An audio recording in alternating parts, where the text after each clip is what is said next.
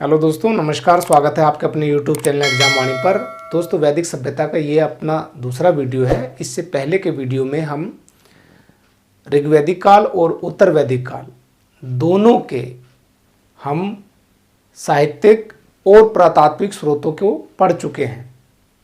हमने वेदों को पढ़ा, उपवेदों को पढ़ा, वेदांगों को पढ़ा, स्मृतियाँ, पुराण इत्यादि सब चीज़ें हमने जो साहित्यिक स्रोतों में आती है उन सब का हमने अध्ययन किया।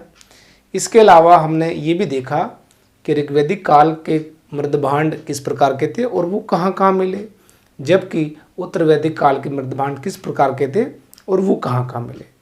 अगर आपने वो वीडियो नहीं देखी है तो उसका लिंक मैंने नीचे डिस्क्रिप्शन में दिया है, आप वहाँ से वो देख सकते हैं। अब बात करते हैं वैदिक सभ्यता में ऋग्वैदिक काल और उत्तर वैदिक काल में किस प्रकार की राजनीतिक संगठन था, किस प्रकार की सामाजिक व्यवस्था थी और किस प्रकार की उनकी आर्थिक व्यवस्था थी। तो ऋग्वैदिक काल में आर्यों का राजनीतिक संगठन किस प्रकार का था, सबसे पहले उस पर चर्चा करते हैं। दोस्तों, आर्य कबीलों में बटे हुए थे और ये कबीले जन कहलाते थे। आर्य विभिन्न जन में विभाजित थे। इसका अर्थ तो यही हुआ, कबीले का मतलब है जन, यानी आर्य कई जनों में विभाजित थे और जन के प्रमुख को यानी प्रधान को राजन कहा जाता था। तो प्रधान राजा राजन कहलाता था। इसके बाद देखिए, राजा को जन शोकपा भी कहा जाता था। ऋग्वेद में ये शब्द कई बार मिलता है। इसके बाद देखिए, ये जो राजा था, ऋग्वैदिक काल का जो ये राजा था, ये राजा निर्कुंश ना होने पाए, इसके लिए उसके शक्तियों पर और अधिकारों पर नियंत्रण था। यानी उसकी शक्तियां असीमित नहीं थी। सभा तथा समिति नामक दो संस्थाओं द्वारा उस पर नियंत्रण रखा जाता था। दोस्तों, ऋग्वैदिक काल में वैसे तो किसी भी प्रकार की कर व्यवस्था प्रचलित नहीं थी, लोगों से किसी भी प्रकार का टैक्स नहीं लिया जाता था, परंतु ऋग्वेद में बलि नामक एक स्वैच्छिक कर यानी वॉलेंट्री टैक्स के बारे में उल्लेख मिलता है कि ये आम लोगों द्वारा राजा को उपहार स्वरूप दिया जाता था। इसके बाद देखिए, राजा अपना काम ठीक प्रकार से करे, इसके लिए राजा के कुछ पद अधिकारी भी थे। इन पद अधिकारियों में सबसे महत्वपूर्ण थे पुरोहित, सेनानी, ग्रामणी, सूत, रथकार, कर्मरा, धातुकर्मी। कर्मरा का अर्थ है धातुकर्मी। पुरुप यानी दुर्गपति। दुर्गपति का मतलब है कि वो अधिकारी जो दुर्गों से संबंधित कामकाज को संभालता था, उनकी देखरेख करना, उनकी जो सुरक्षा का जिम्मा पुरुप के पास था। इसके अलावा एक अधिकारी होता था स्पर्श। स्पर्श का मतलब है गुप्तचर। ऋग्वैदिक काल में गुप्तचरों को स्पर्श कहा जाता था। अब देखिए,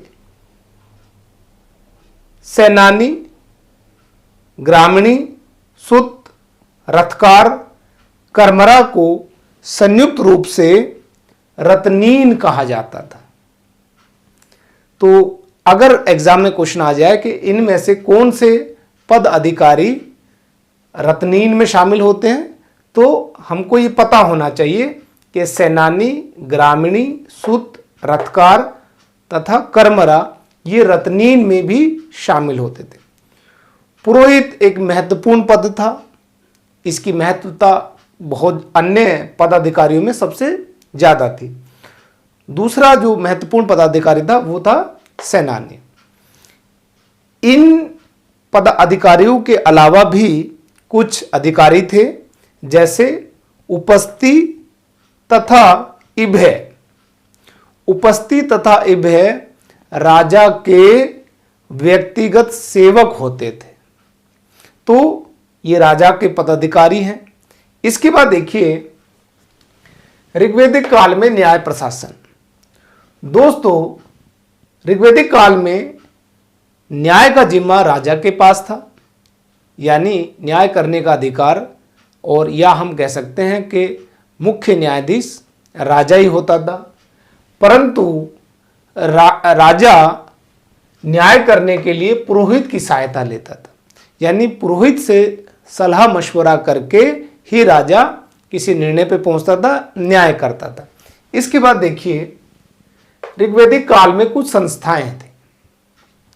दो संस्थाओं की बात हमने यही की कि राजा के अधिकार असीमित नहीं थे, उन पर नियंत्रण था सभा तथा समिति नामक संस्थाओं का।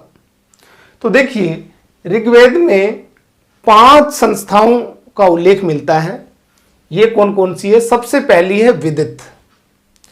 विदित नामक संस्था सबसे महत्वपूर्ण थी, सर्वाधिक महत्वपूर्ण थी, और ये सबसे प्राचीन संस्था भी मानी गई है। फिर देखिए, विदित में ही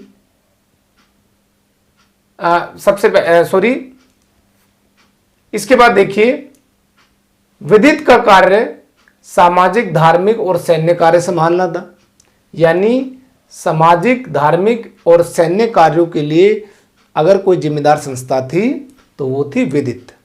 इसके बाद देखिए, विदित में ही उपज का वितरण होता था। जो भी प्रोडक्शन होता था उसका वितरण विदित द्वारा किया जाता था। इसके साथ साथ युद्ध में जीते हुए माल को भी विदित के द्वारा ही बांटा जाता था।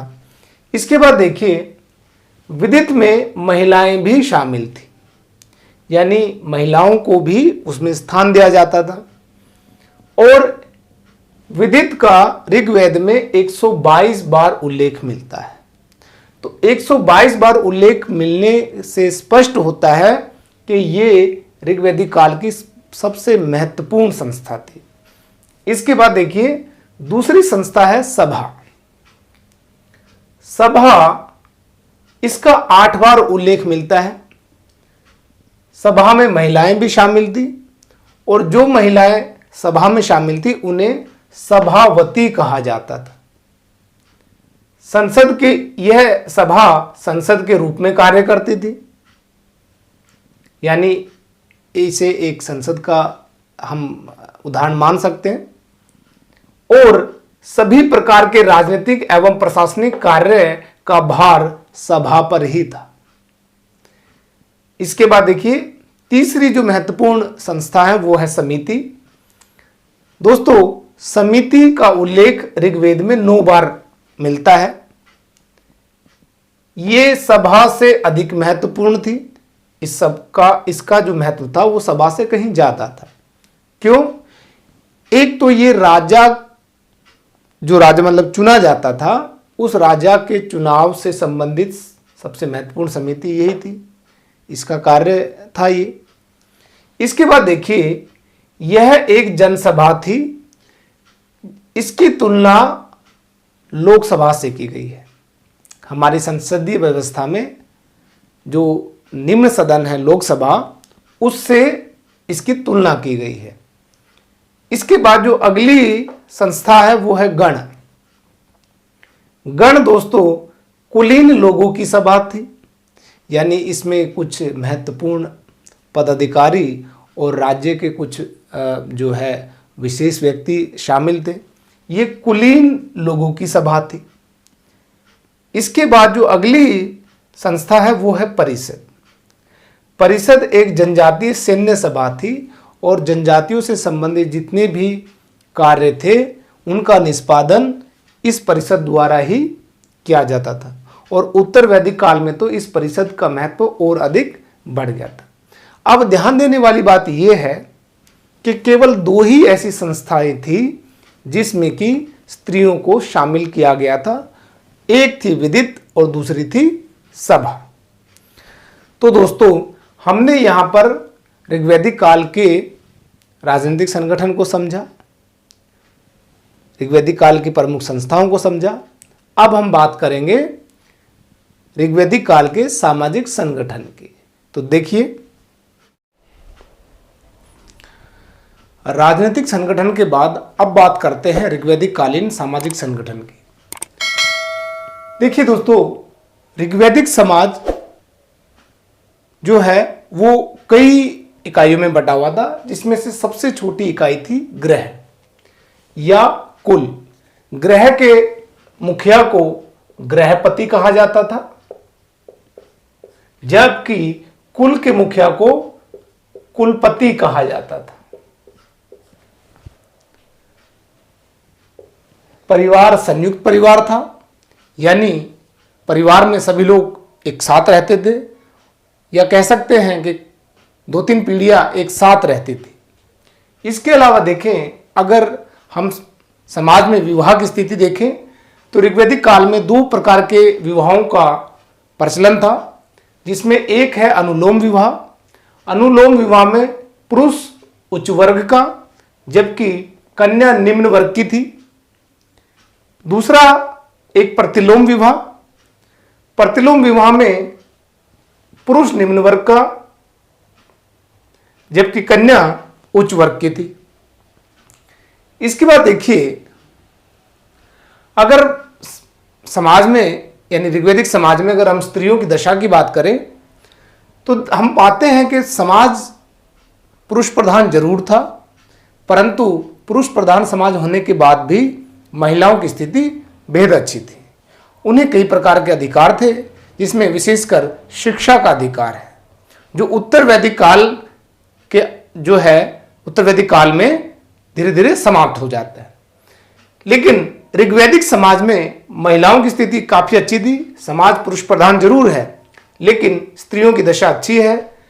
कन्याओं का उपनयन संस्कार होता था, यानी बालकों के साथ साथ बालिकाओं का भी उपनयन संस्कार होता था, और उन्हें शिक्षा का अधिकार था। सबसे महत्वपूर्ण बात है कि उन्हें शिक्षा का अधिकार था, और क्योंकि शिक्षा का अधिकार था इसीलिए ऋग्वेद में कई विदुषियों का यानी विद्वान महिलाओं का हमको जो है वर्णन मिलता है, जिसमें प्रमुख है लोपमुद्रा, घोषा, सिक्ता, विश्वरा और अपाला आदि। ये कुछ ऐसी विदुषी महिलाएं हैं, विदुषी स्त्रियां हैं, जिन्होंने ऋग्वेद की रचनाओं की रचना की है। इसके बाद देखिए, स्त्रियां राजनीतिक और प्रशासनिक रूप से भी सक्रिय थी, क्योंकि राजनीतिक संगठन जब हमने ऋग्वेद का पढ़ा था तो हमने 5 संस्थाओं को पढ़ा था। उन 5 संस्थाओं में से 2 संस्थाओं में महिलाओं की सक्रिय भागीदारी थी। सभा और विदित में महिलाओं की सक्रिय भागीदारी थी, और उनका प्रशासन में महत्वपूर्ण रोल भी था। इसके बाद देखिए, समाज में स्त्रियों को पुनर्विवाह की अनुमति थी, समाज में नियोग प्रथा थी, तथा बहुपति विवाह का भी कहीं कहीं प्रचलन देखने को मिलता है। पर सबसे जरूरी बात यह है कि उन्हें शिक्षा का अधिकार था, वे प्रशासनिक रूप से सक्रिय थी, और उन्हें पुनर्विवाह का जो है अधिकार प्राप्त था, यानी विधवाओं का जीवन उनको जीने के लिए मजबूर नहीं किया जाता था, वो पुनर्विवाह कर सकती थी। इसके बाद देखिए, समाज में वर्ण व्यवस्था कायम हो चुकी थी। ऋग्वैदिक काल में ही समाज में वर्ण व्यवस्था कायम हो चुकी थी, लेकिन ये वर्ण व्यवस्था कर्म आधारित थी, यानी कर्म पर आधारित थी। व्यक्ति अपने कार्य के अनुसार जो है वो उस वर्ण का हिस्सा बनता था। 4 प्रमुख वर्ण थे। कौन कौन से? ब्राह्मण, क्षत्रिय, वैश्य और शूद्र। तो ये 4 वर्ण जरूर थे, लेकिन ये कर्म पर आधारित थे, यानी इसमें जो है एक व्यक्ति को जो कि एक संस्कृत का अच्छा ज्ञाता है, वो भले ही वो उसके परिवार से संबंधित लोग भले ही शूद्र वर्ण में आते हों, परंतु वो ब्राह्मण वर्ण में जा सकता था, यानी उसके पास एक फ्लेक्सिबिलिटी थी, उसे वो अपने कार्य के अनुसार वर्ण में जा सकता था या वर्ण में शामिल हो सकता था। और वर्ण व्यवस्था की ये जो विचार है, ये पुरुष सूक्त में, यानी ऋग्वेद के 10वें मंडल में जो पुरुष सूक्त का सिद्धांत है उसमें वर्ण व्यवस्था का हमें उल्लेख मिलता है। इसके बाद देखिए, अगर हम ऋग्वैदिक काल में आर्यों के खान पान की बात करें तो देखिए, ऋग्वैदिक कालीन आर्य जो है मांसाहारी और शाकाहारी दोनों ही थे। वे भेड़ बकरी इत्यादि जानवरों का मांस भी खाते थे, जबकि वो शाकाहारी भी थे, तो वो दोनों ही थे। देखिए, दूध दही और घी आदि का विशेष महत्व है। आर्यों के भोजन में दूध दही और घी का विशेष महत्व था, क्योंकि इस समय तक पशुपालन बेहद महत्वपूर्ण हो गया था, और क्योंकि पशुपालन बड़ी मात्रा पे किया जाता था, इसलिए दूध दही और घी की कोई कमी नहीं थी, और ये उनके भोजन में प्रमुखता से शामिल था। आज भी आप देखिए, पंजाब हरियाणा राजस्थान जैसे क्षेत्रों में दूध दही घी को बहुत अधिक महत्व दिया जाता है। इसके बाद देखिए, आर्य ऋग्वैदिक काल में कुछ विशेष व्यंजन बनाते थे। जैसे एक व्यंजन था क्षीर पकौदन। क्षीर पकौदन जो है दूध में यव यानी जौ मिलाकर के तैयार किया जाता था। इसके अलावा एक और भोजन था करम्ब। करम्ब एक ऐसा भोजन था जो जौ के सत्तू को दही में मिलाकर के तैयार किया जाता था। तो ये कुछ शाकाहारी व्यंजन है। जबकि देखिए, अगर हम मांसाहारी व्यंजनों की बात करें तो मांसाहारी में वो भेड़ बकरी का मांस खाते थे। केवल भेड़ बकरी के मांस खाए जाने का उल्लेख मिलता है, गाय का नहीं। गाय को वे बहुत पवित्र पशु मानते थे, और गाय के लिए अघन्य कहा गया है। अघन्य शब्द का अर्थ है कि जिसकी हत्या वर्जित हो, यानी जिसकी हत्या नहीं की जा सकती। तो गाय उनके लिए पवित्र पशु था, और उसकी हत्या करने वाले के लिए दंड का प्रावधान था, उसे दंडित किए जाने का प्रावधान मिलता है। तो गाय को अघन्य यानी ऐसे पशु जिसकी हत्या नहीं की जा सकती। बाकी वे भेड़ बकरियों के मांस को खाते थे। इसकी बात करें ऋग्वैदिक काल में वस्त्रों की, तो देखिए, वस्त्र 3 प्रकार के हैं। एक प्रकार का वस्त्र है नीवी। नीवी शरीर के निचले हिस्से में पहने जाने वाला वस्त्र, यानी वो वस्त्र जो शरीर के नीचे के भाग में पहना जाता है। उसके बाद दूसरा है वास। वास शरीर के मध्य भाग में पहने जाने वाले वस्त्र।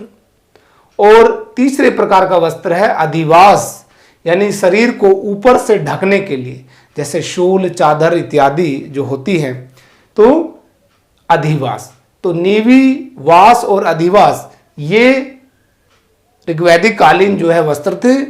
तो वस्त्रों के 3 प्रकार हैं। इसके बाद अगर बात करें तो ऋग्वैदिक काल में भी स्त्रियां और पुरुष दोनों ही आभूषणों का प्रयोग करती थी। तो अगर हम आभूषणों की बात करें तो स्त्री और पुरुष दोनों आभूषण पहनते थे, और ये आभूषण स्वर्ण के भी थे, यानी सोने के भी थे, गोल्ड के थे, चांदी के भी थे, और अन्य धातुओं के भी जो है आभूषण पहने जाने का उल्लेख मिलता है।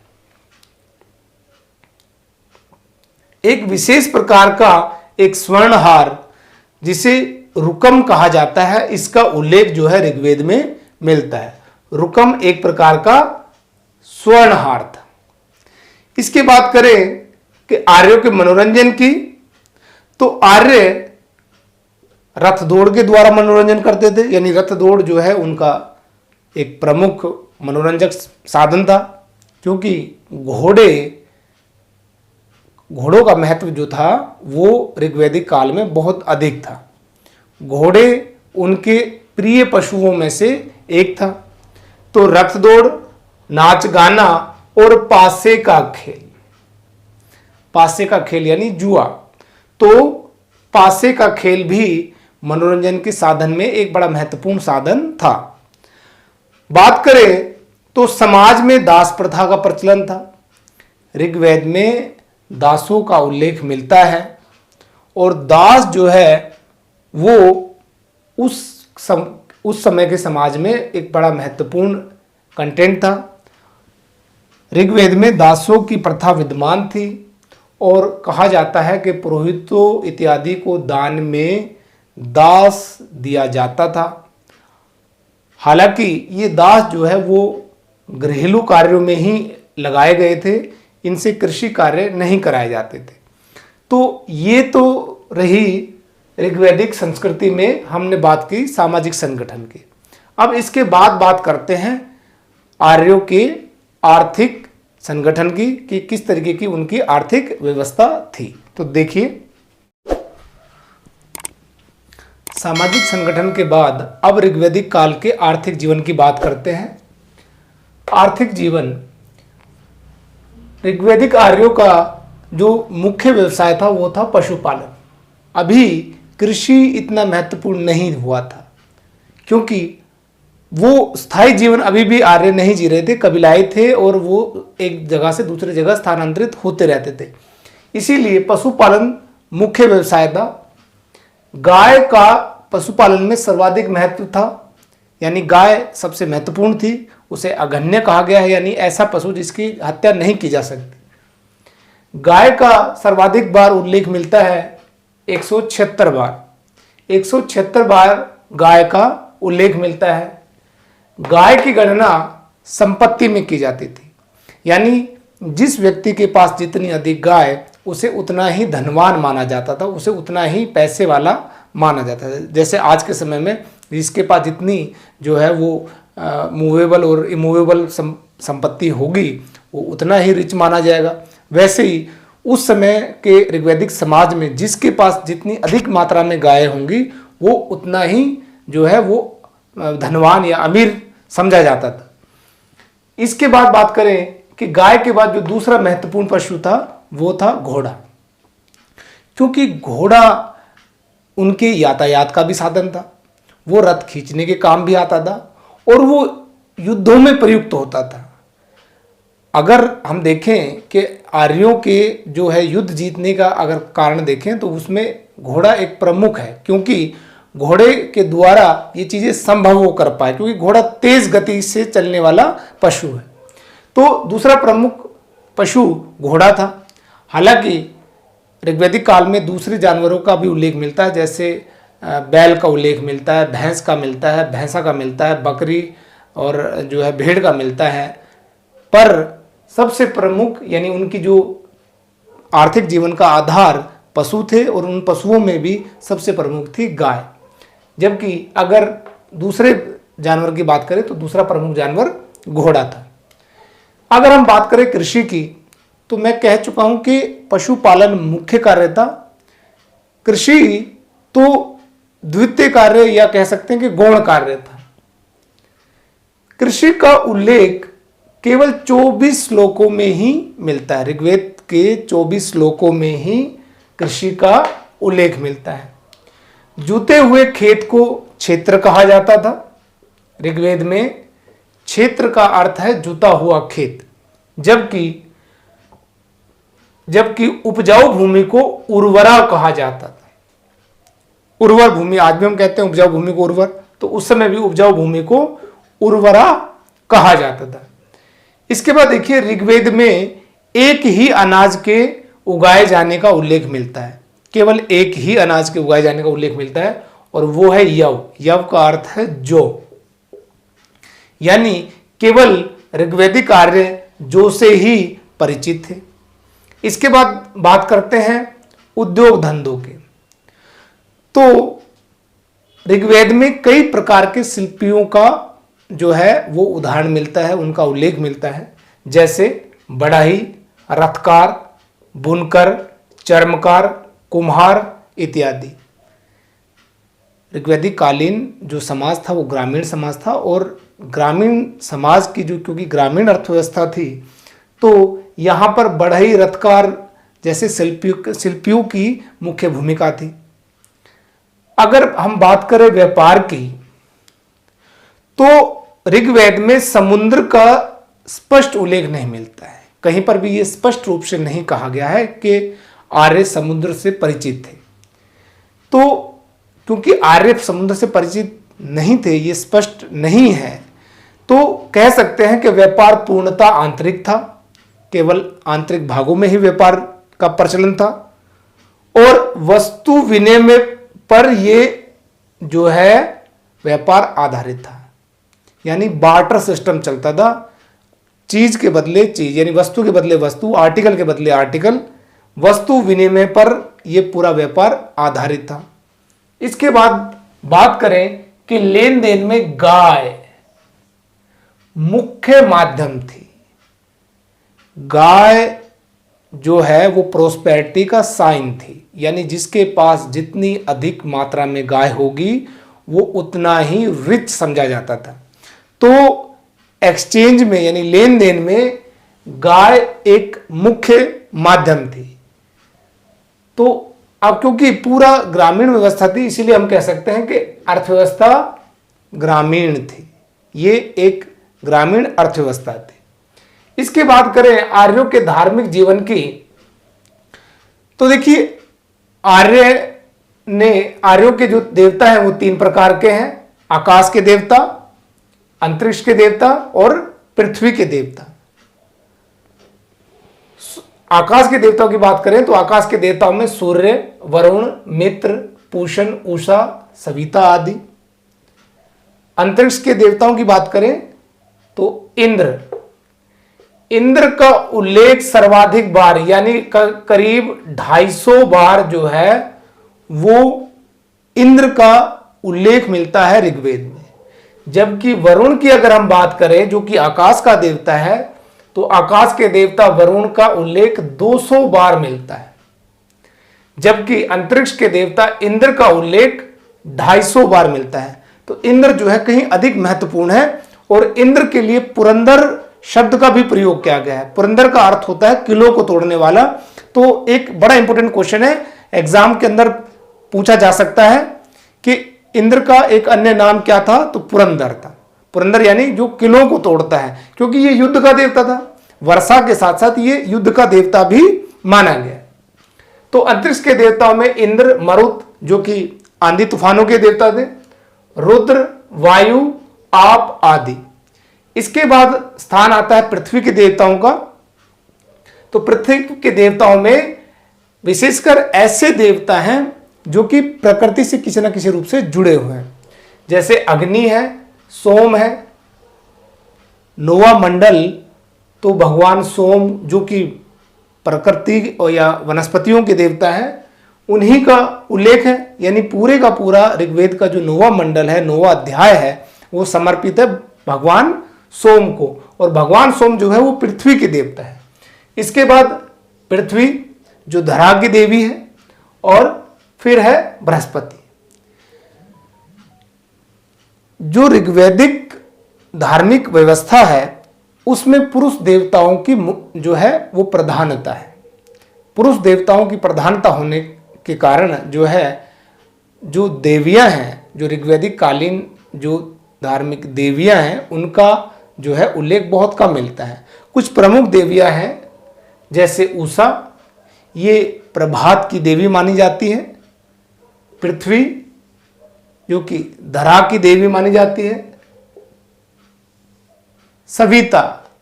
सविता देखिए ऋग्वेद के 3रे मंडल में जो गायत्री मंत्र है वो इन सविता को ही जो है वो समर्पित है। इसके बाद अदिति, ये देवताओं की महामाता भी मानी गई है, देवों की महामाता। तो कुछ इन देवियों की भी उल्लेख ऋग्वेद में मिलता है। तो ऋग्वेद में हमने आर्यों का राजनीतिक संगठन देखा, सामाजिक संगठन देखा, आर्थिक जीवन उनका कैसा था ये अब हमने समझा, और धार्मिक जीवन कैसा था ये हमने समझा। अब इसके बाद बात करेंगे उत्तर वैदिक काल में राजनीतिक, सामाजिक, आर्थिक और धार्मिक गतिविधियों की जीवन की।